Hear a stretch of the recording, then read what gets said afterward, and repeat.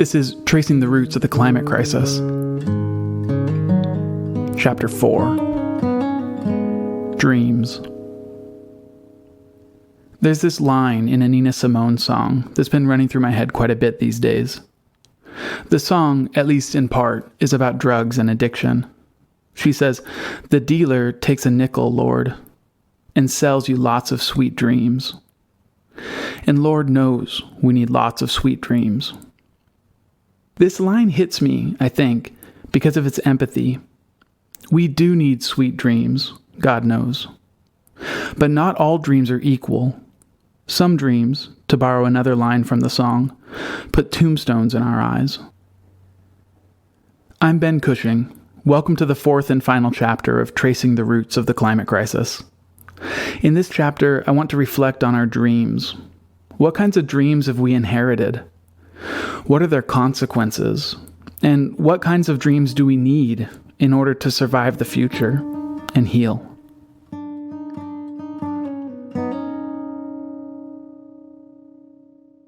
Let's start by thinking a bit about the dreams that have built, or at least legitimized, major parts of the world as we know it. Take, for example, the very seductive and reassuring dream of progress. A product of the European Enlightenment, progress tells a story that claims to explain all of the human past, present, and future. It's a triumphant story. Humans, it tells, are forever developing new and better technologies and forms of social organization. In the dream of progress, the future is bright and civilized, and the past is mostly dark, backward, and irrelevant. As Theodor Shanin describes the progress story, quote, "All societies are advancing naturally and consistently up, on a route from poverty, barbarism, despotism, and ignorance, to riches, civilization, democracy, and rationality." As listeners of the last chapter might notice, the narrative of progress relies on the civilized-savage dichotomy that's so central to the ideologies that have justified settler colonialism and racial capitalism. In fact, the story of progress was and is exceedingly useful to power holders. It can justify everything from enslaving and commodifying people, read Progress Through the Civilizing Mission, to seizing native land by force, read Progress Through Taming and Harnessing the Wilderness, to global imperialism, read Progress Through the White Man's Burden. The story of progress even provided the moral foundation for the neocolonialism that took hold after World War II. So, for example, when the former colonial powers used institutions like the International Monetary Fund and the World Bank to impose their economic policies on their former colonies, they framed it as development, a kind of economic, technological, and political progress. Poor countries, we're told, aren't poor because of centuries of violence and extraction. And rich countries aren't rich because of their exploitation of poor countries, because of centuries of stolen riches. Rather, some countries are just more developed than others. And it's out of benevolence and goodwill that the developed countries teach the poor countries how to develop. So it shouldn't be any surprise that today we still use the language of childhood and adulthood to explain global inequality. Some economies are mature, we're told, and others are developing. Today, we live in the world that progress made. And as we face the existential threats that progress brought about, from the climate crisis to nuclear war, techno-capitalists dream about escaping the world and colonizing Mars. Jeff Bezos dons his white cowboy hat and mounts his white phallic steed. It's absurd. Progress is such a powerful story that many of us are convinced that the only solution to the crises caused by yesterday's progress is to just double down. I'm reminded of something that the anthropologist Arturo Escobar wrote. Quote, "There are no modern solutions to our modern problems." Don't get me wrong here. I'm not advocating that we go backward or return to some romantic past, and neither is Escobar. Even that criticism rests on the framework of the progress story. Rather, I'm suggesting that we jettison the whole idea. Stick it on one of Bezos' rockets and fire it into the heavens. It isn't that there are no solutions to our modern problems. It's that solutions will have to come from other frameworks. Progress is a dream, all right. And God knows we need sweet dreams. But maybe not this one. This one's put too many tombstones into too many eyes.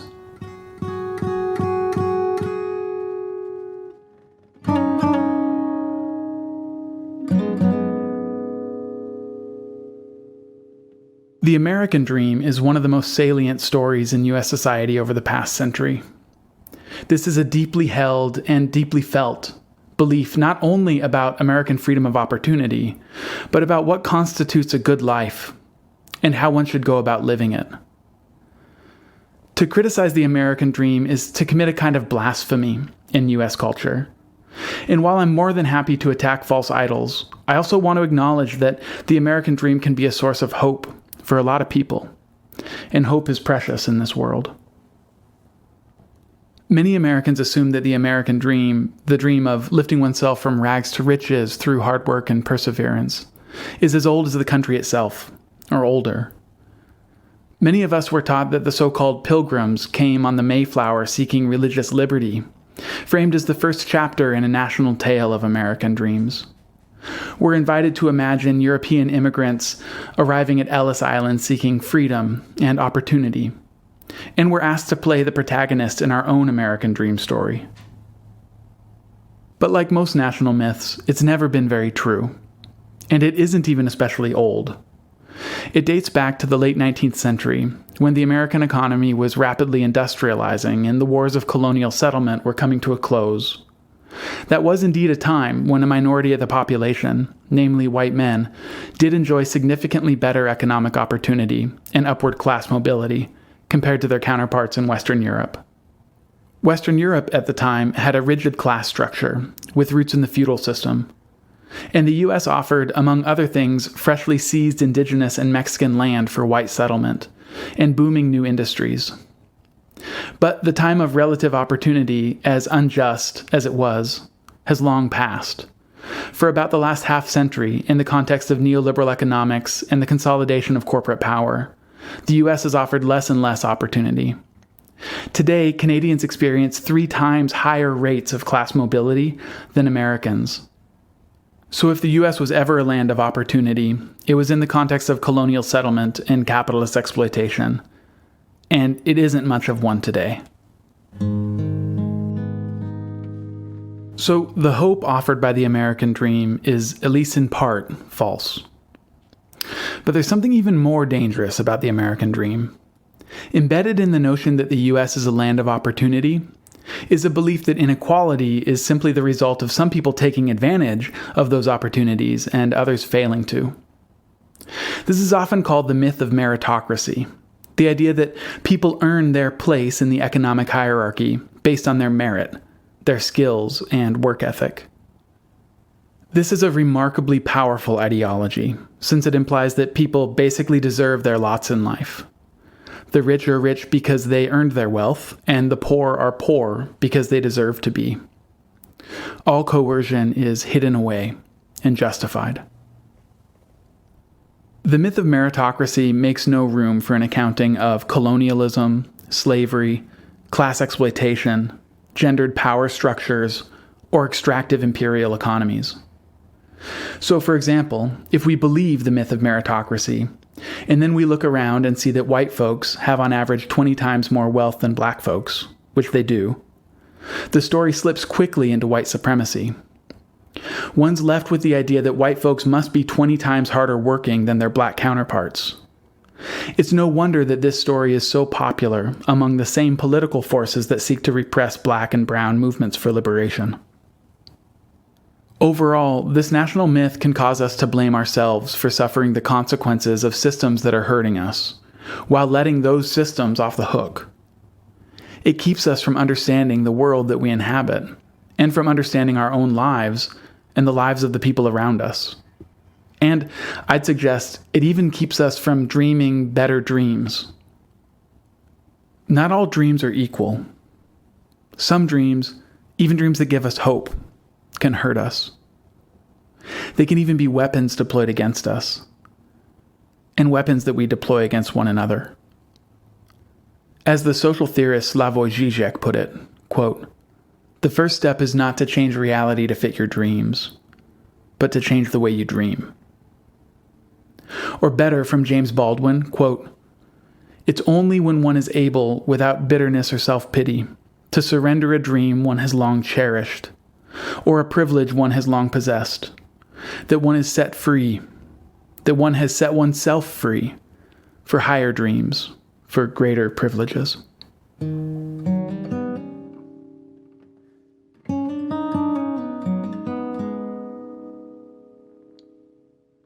I don't know what dreams we need.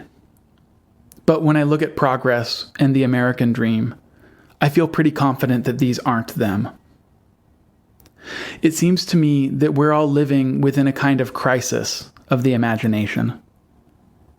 Over the past several decades, the competing dreams of modernity have collapsed. The dreams of the old left were declared dead in the 1980s, as neoliberal capitalism claimed total victory over communism. Then, the conservative icon Margaret Thatcher, former Prime Minister of the UK, celebrated the total hegemony of her class by declaring, quote, "There is no alternative," end quote, to global free market capitalism.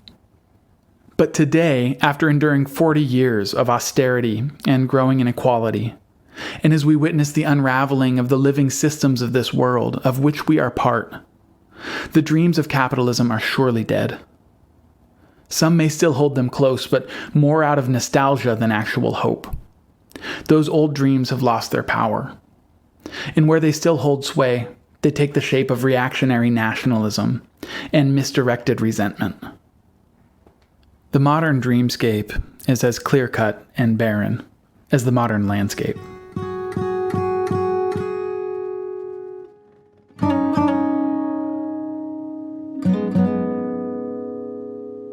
In these hard times, what stories do we need to be able to make sense of and give meaning to our lives? What stories will help us survive the future and heal? Let's go back to Arturo Escobar's suggestion that there are no modern solutions to our modern problems. By this, he means that the solutions to our problems will have to come from outside the framework of modernity and capitalist Eurocentric culture. And he directs our attention particularly to indigenous peoples and radical social movements.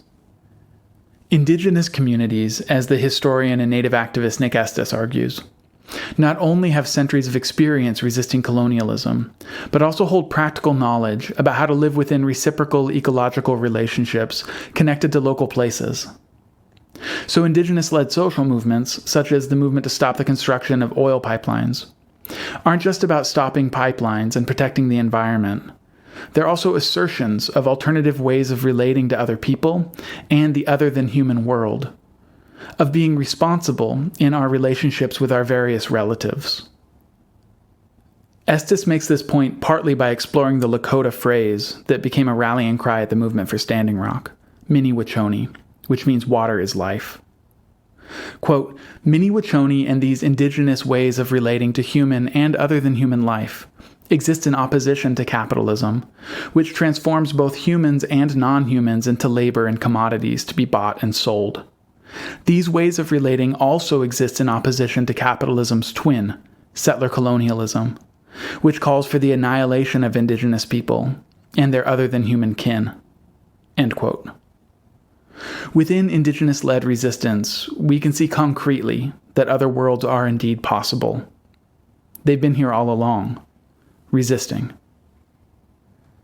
Radical social movements can also offer living alternatives to the status quo.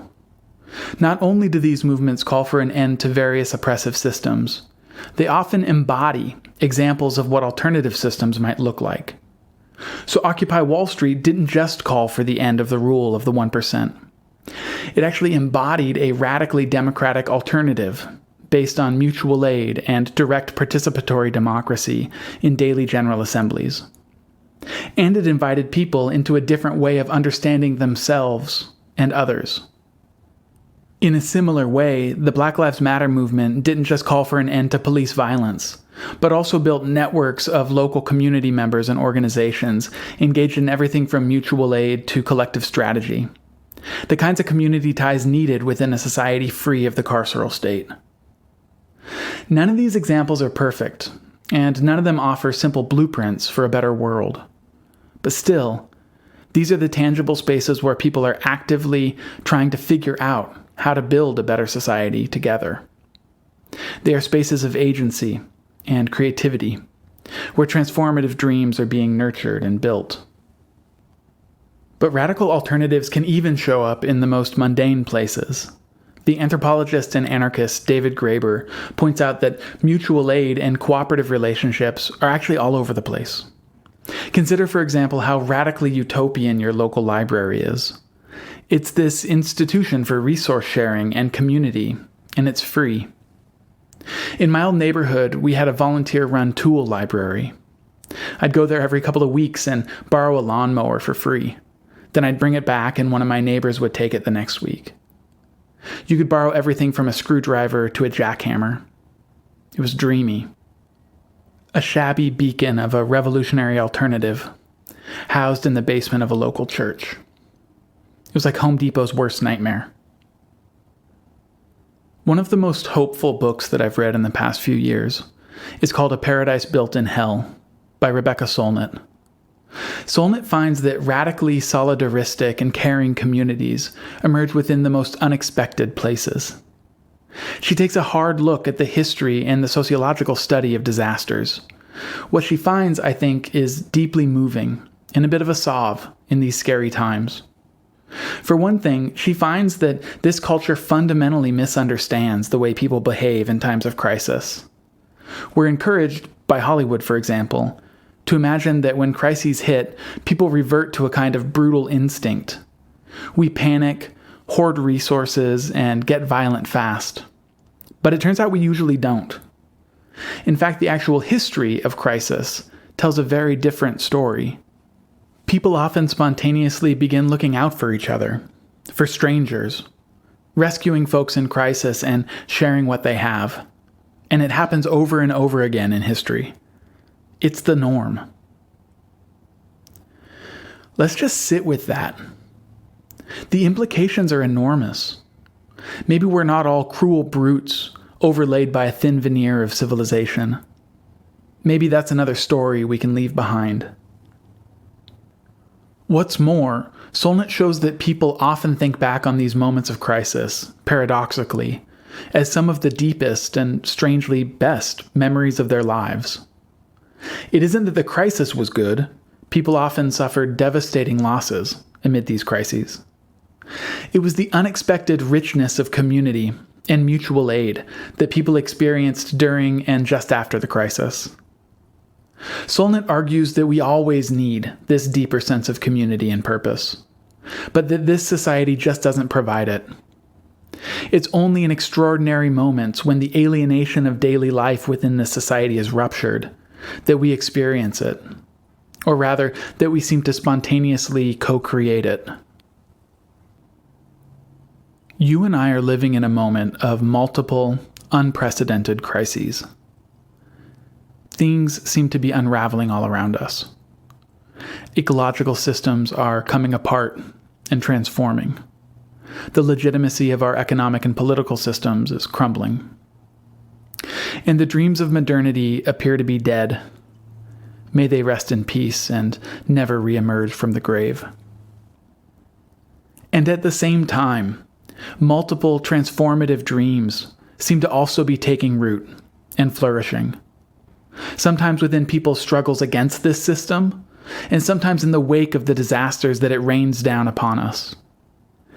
In this moment, which is as unstable as it is creative, maybe our goal shouldn't be to find the right dream as a noun, but to cultivate our capacity to dream as a verb.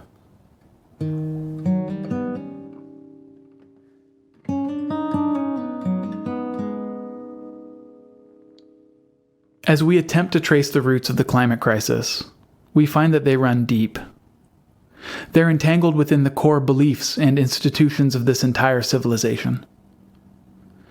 That means that only the deepest transformations are likely to get us out of this mess. I guess that's the bad news. And it's also the good news. Nobody can tell us where all this is headed. The future is unknowable.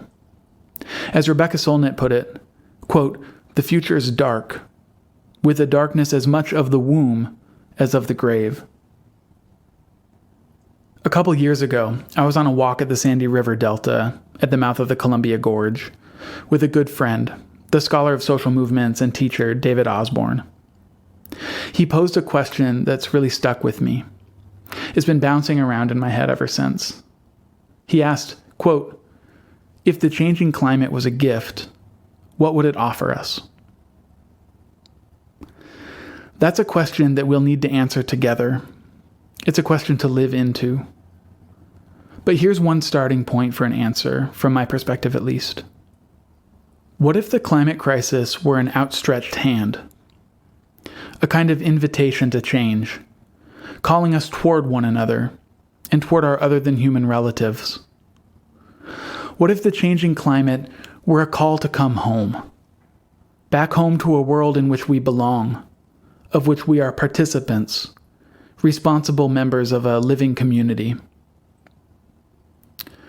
At this point, there's no longer any doubt that the climate crisis is a door to another world. The question is, to what world will it lead? What worlds will we build together?